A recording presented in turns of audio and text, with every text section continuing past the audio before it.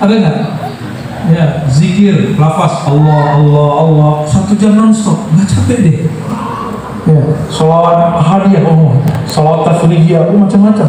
Ada sholawat hadiah 3 jam, nggak pernah capek di YouTube.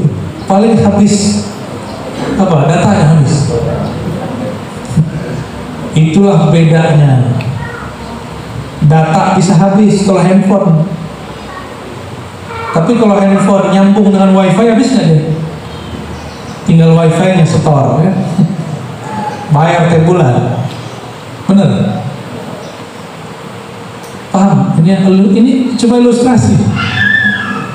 Kalau smart kolbu ini sama dengan smartphone, bisa kehabisan data dia. Apa maksudnya? Kehabisan kondisi. Maka kita butuh bergabung, bergaul, berkelompok dengan orang-orang sesama ahli zikir. Disebut majelis zikir. Inilah kalam baginda Rasulullah SAW. Idza marartum bi riyadil jannah. Jika engkau melewati tempat-tempat wifi kolbu bernama Riyadul Jannah, taman-taman surgawi, fartau, maka isilah pulsa kolbu, isilah kekuatan kolbu. Itu yang disebut fartau, petiklah. Jangan cuma nonton doang. Ini sudah hadir malam ini kok orang nangis, melihat kita kok nangis, di depan kok nangis. Kapan dia mikir? Kapan dia zikir? Akhirnya hanya memikirkan orang. Boleh kalau zikir samping kayaknya lebih ya. Jadi sibuk memikirkan orang. Inilah hijabnya kolbu. Jadi kalau ada orang bertanya, apa yang membuat kolbu kita tidak mampu menikmati zikrullah? Karena banyak pikiran kepada selain yang dizikirkan. Ayatnya menyebutkan wa kunu ma'as shadiqin, bersamalah engkau dengan orang-orang yang shadiq. Shadiq itu kolbunya membaca, lisannya mengikuti. Tapi orang awam dibalik, lisannya dulu baca, baru dihantarkan ke dalam kolbu. Itu namanya talqin zikir. Dibimbing dari lisan masuk ke dalam kolbu. Apa namanya? Talqin. Jadi talqin itu bukan baca la ilaha illallah, bukan begitu. Itu namanya mendikte orang. Talqin itu ada keinginan dari orang itu, ada ketulusan dari guru, dibimbinglah dia, disuapkan nama Allah ke dalam kolbunya satu-satu. Selevel sahabat Nabi Ubadah bin Samit, Ali bin Abi Thalib, Abu Bakar Siddiq, itu sahabat-sahabat masih ditalqin Nabi Muhammad SAW. Kok ada orang ngomong hari ini nggak usah talqin, zikir aja. Dia baru lahir di dunia ditalqin dengan azan, itu talqin itu Pak. Saya kemudian ketemulah jawabannya. Kenapa ada orang dimasukkan kubur diazankan? Ternyata itu bagian dari talqin. Karena tidak ada azan kan? Nggak ada kan contohnya azan di kubur kan nggak ada. Nah itu tuh cara ulama untuk talqin. Karena kita baru lahir ditalqin pakai azan.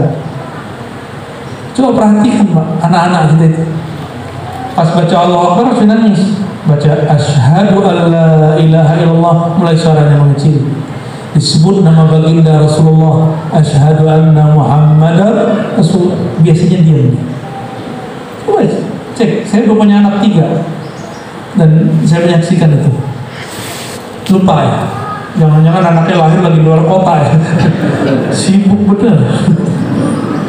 Alhamdulillah Allah izinkan saya menemani ya, istri saya melahirkan terus.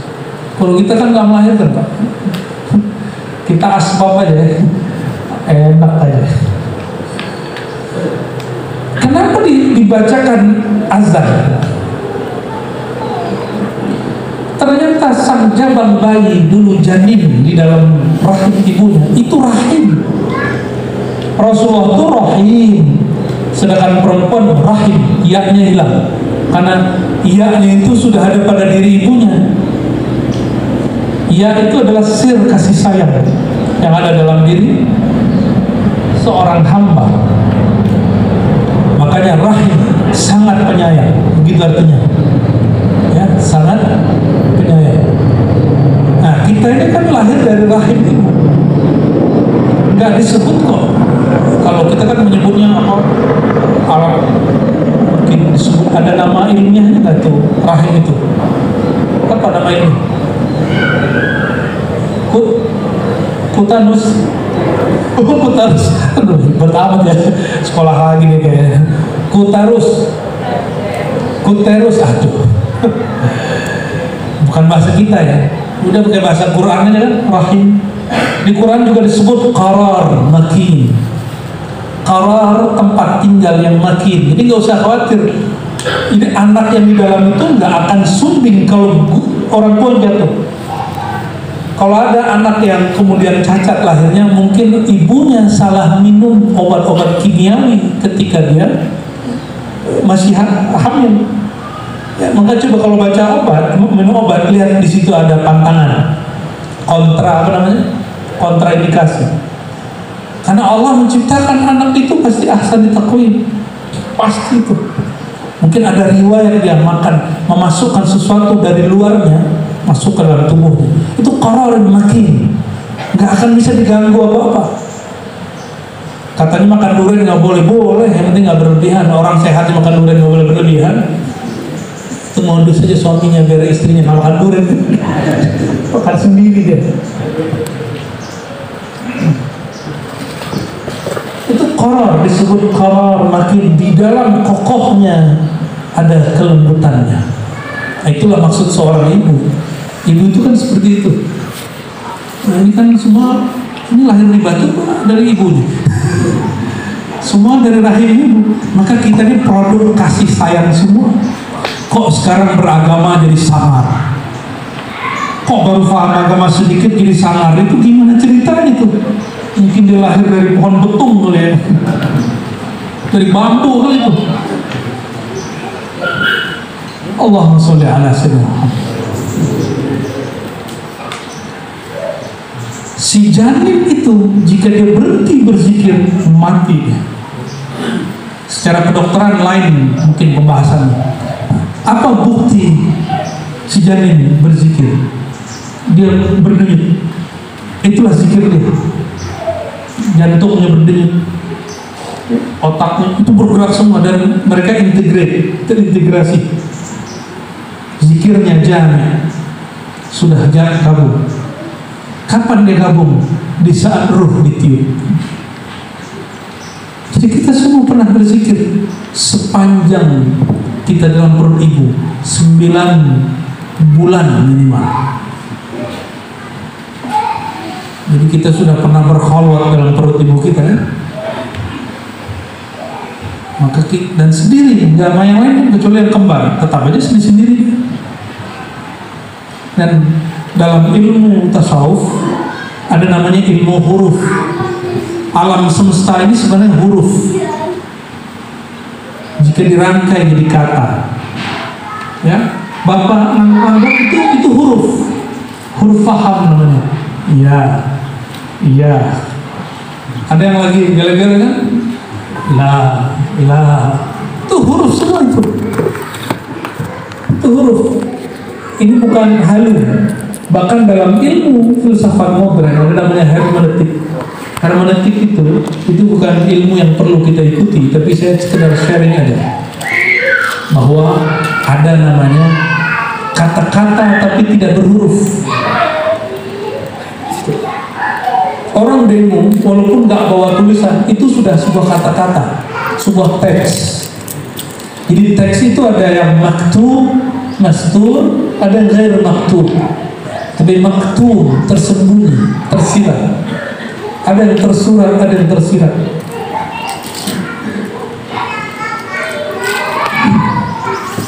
Dalam ilmu kerohanian, ketika bayi di dalam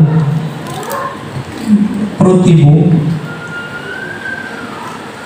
tubuhnya seperti huruf mim, ha, mim, dal. Itu bukan cocok logi Pak, di kitab sudah ada begitu.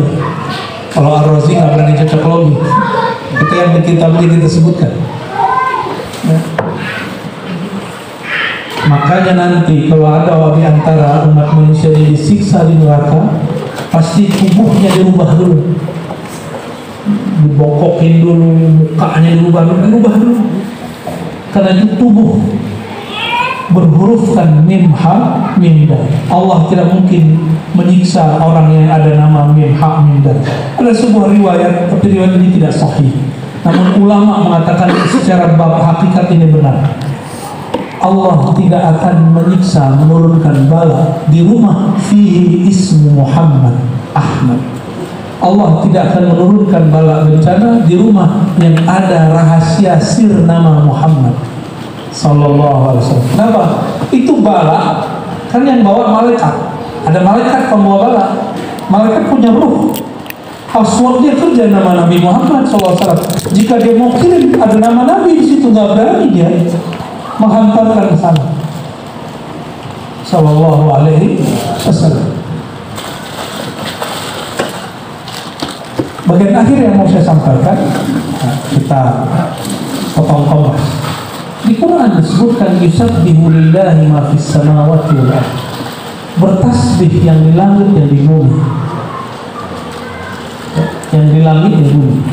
Ini bukan cocok logi, yang mampu bahasa Arab saya mau tabadul afham. Barangkali saya salah ngomong dulu. Berenang itu bahasa Arabnya apa? Sibah, benar? Sabaha yasbihu atau yasbahu? Sibah, ya, berenang, berlayar, itu sibah. Bahkan terbang itu dulu disebut sibah. Kata Sayyidina Umar, alimu auladukum, ajarkan anak kamu, salah satunya selain panah, as-sibah, berenang. Karena itu keperluan kekuatan fisik. Sibah, sabaha. Kalau kita pakai wazan fa'ala, sabbaha yusabbihu. Yusabbihu lillah. Berenang-berenang, kan begini jadinya. Atau banyak berenang. Yang di langit, yang di bumi, untuk Allah. Itu maksudnya apa? Ini secara harfiah. Secara harfiah.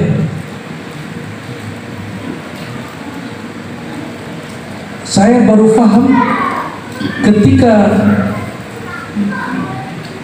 ada dua imam di Baghdad. Satu imam Junaid al-Baghdadi, satu imam Abul Husain al-Nuri.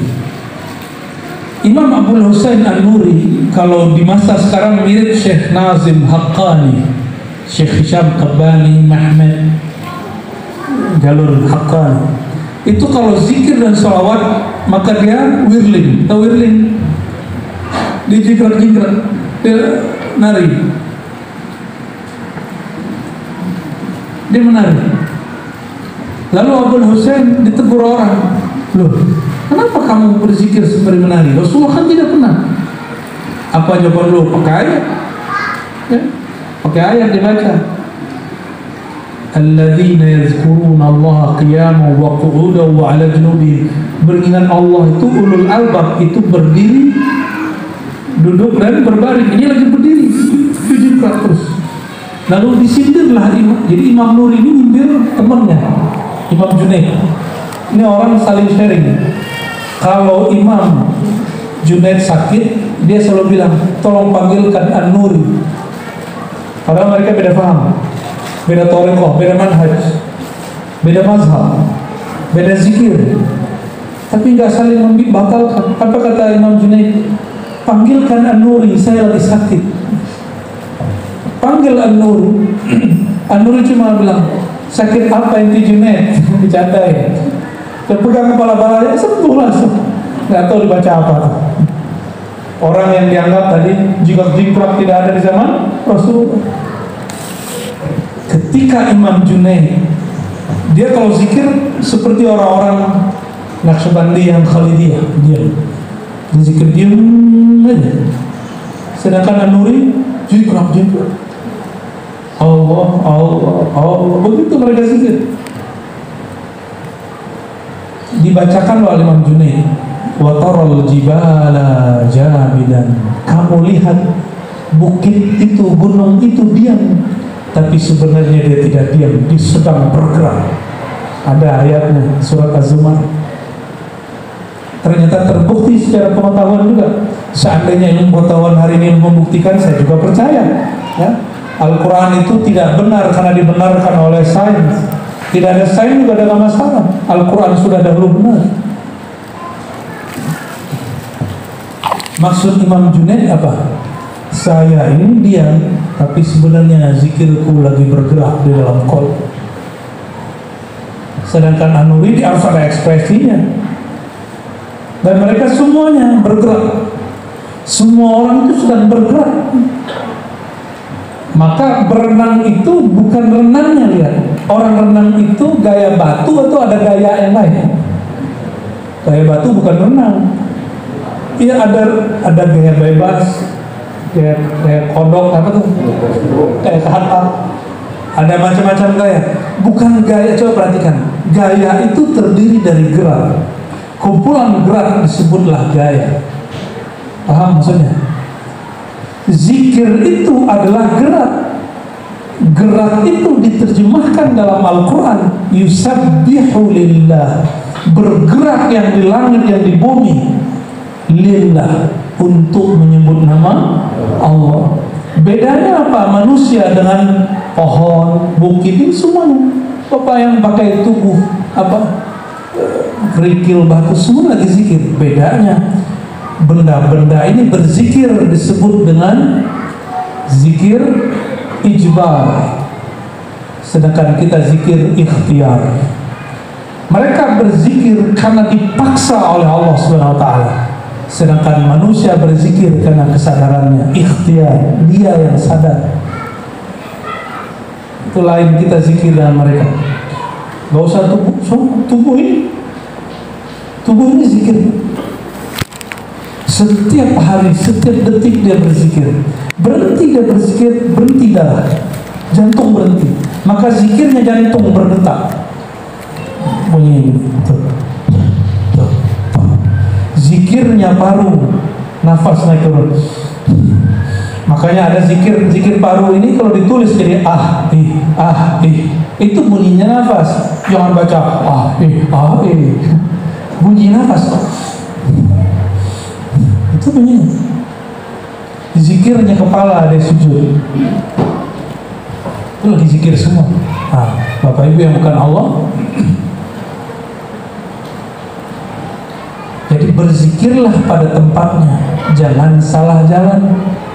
Dan itu tidak mungkin kalau tidak dibimbing oleh guru yang juga pernah dapat bimbingan dari pewaris-pewaris Rasulullah SAW.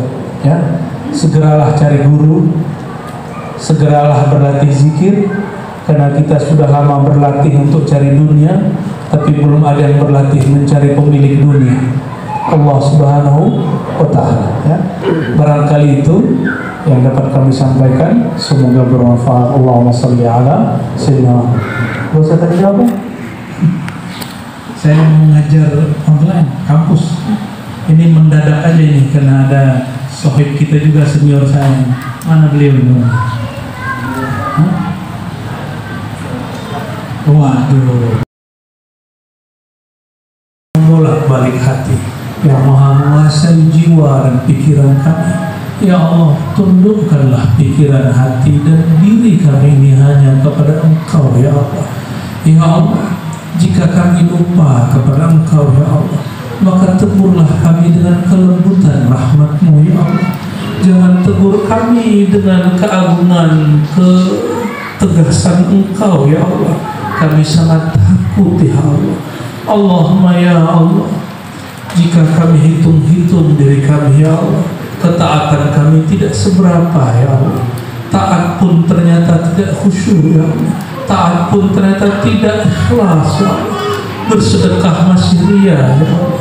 Beribadah masih berharap dipandang orang. Berkhidmat untuk rumah-Mu, untuk hamba-hamba-Mu, tapi kami masih gampang tersinggung ya Allah. Allahumma ya Allah, maka berikan kami anugerah ya Allah, hisnul hasin, benteng di dalam kalbu kami ya Allah. Nur la ilaha illallah Muhammadur Rasulullah. Allahumma ya Allah, hidupkan kami dengan cahaya la ilaha illallah Muhammadur Rasulullah.